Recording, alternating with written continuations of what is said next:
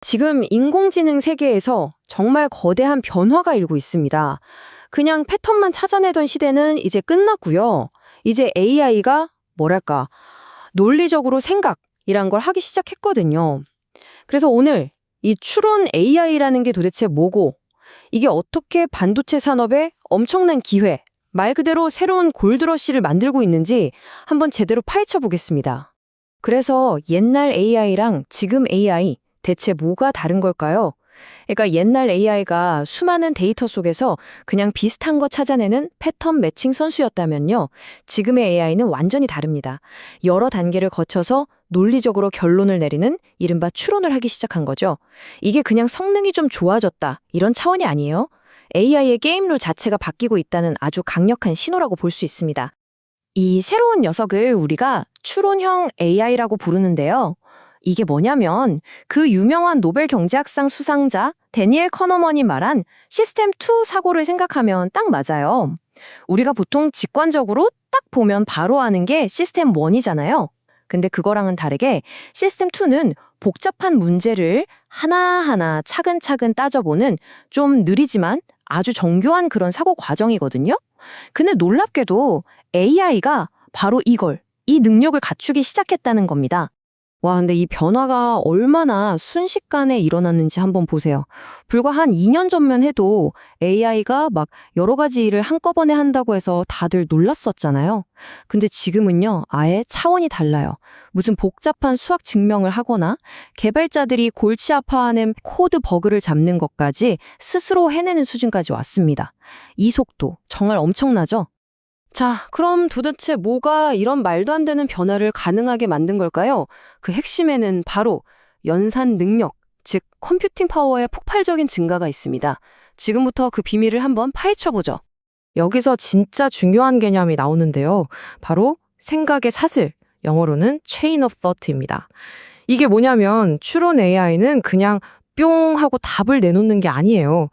마치 우리가 수학 문제 풀 때 풀이 과정을 쭉 쓰잖아요. 그것처럼 문제 해결을 위해 중간 과정을 하나하나 단계별로 거친다는 거죠.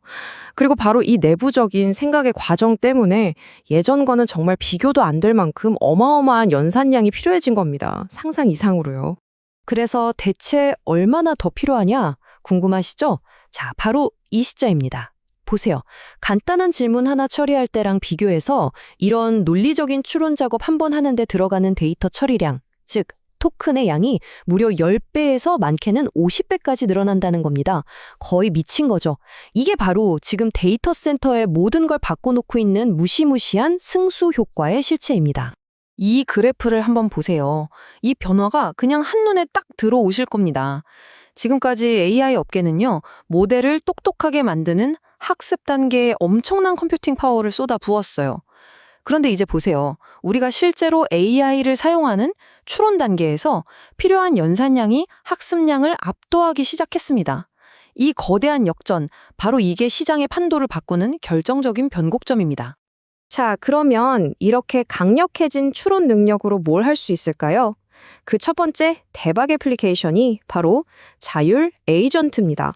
이건 뭐 영화에서나 보던 개인 비서가 진짜 현실이 된 거라고 보시면 돼요.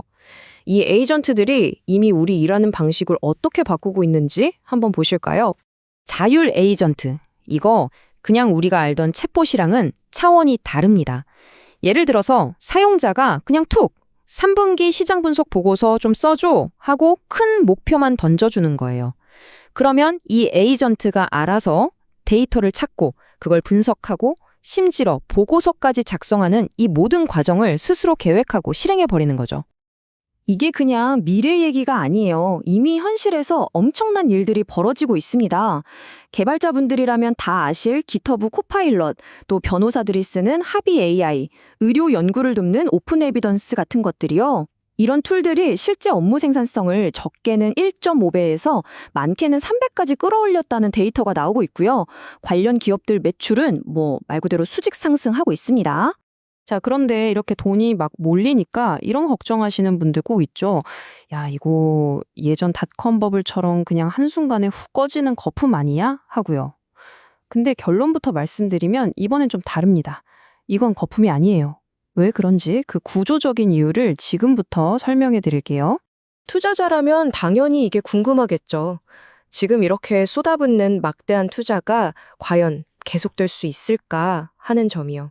이 질문에 대한 힌트는 AI가 앞으로 어디로 향할지에 달려 있습니다. 여기 전문가의 말을 한번 인용해 볼게요. 윈스턴 수가 뭐라고 하냐면 지금은 AI가 주로 디지털 세계에서 일하지만 앞으로는 공장 생산 라인을 관리하고 병원에서 의사의 진단을 돕는 것처럼 현실 세계로 들어올 거라는 겁니다. 그렇게 되면 필요한 컴퓨팅 파워는 지금과는 비교도 안 될 정도로 한 차원 더 커질 거라고 말합니다.